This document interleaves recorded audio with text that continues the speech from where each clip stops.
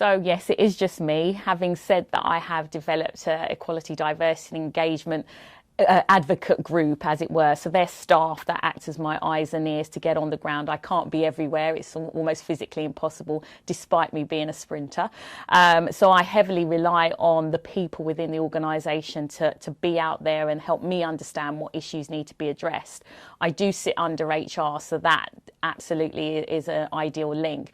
But for me, I'm the first person who's doing this role, so it was an absolute positive move for UK Athletics to see that they see there's an issue in terms of the board level and the organisation not quite reflecting the diversity of our sport itself. So for me, that is just an absolute plus. It's me for now to bring it to the forefront, that it's not a standalone thing. Edie and I shouldn't be just over there. It should be fully embedded into the organisation through its processes, its policies, etc. So again, that is really engaging with the whole organisation, not just HR.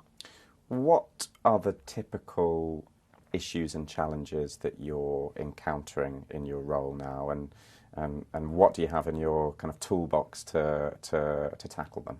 I think the first time when I first joined the organisation, it was, oh my gosh, Donna the athlete is back. What is she going to tell us? What are we not doing so well?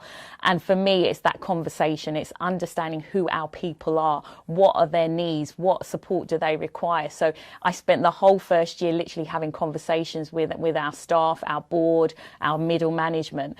The issues that I came across was the lack of understanding of what ED&I means. And as I said before, inclusion has to go hand in hand in that, and that's people feeling valued, hearing, listening and taking action. So that really came from our employee survey. I think that was the turning point for us to really hear the voices of our people so we can put action into place, whereas we hadn't done that before. We hadn't had an employee survey for like 7 years, so it just took a while to understand who are our staff and what do they need, and so we can put things in place. Final question. You're here with us today at Facebook for our Leaders Meet Diversity event. This one is about celebrating and accelerating black excellence in the sports industry. I don't know whether you were here at the very beginning, but there are some fairly alarming stats that were kind of put out up top about fantastic levels of participation in sport from black and ethnic minority communities here in the UK, but that is absolutely not being reflected at board level, and it is not trending as if it is going to be either. Not an easy question, but what can we do? What can we do to change that? There are some simple things. We have to be mindful not to have that positive discrimination. So we put someone from a BAME background into roles just because they're from a BAME background. They have to have those skills.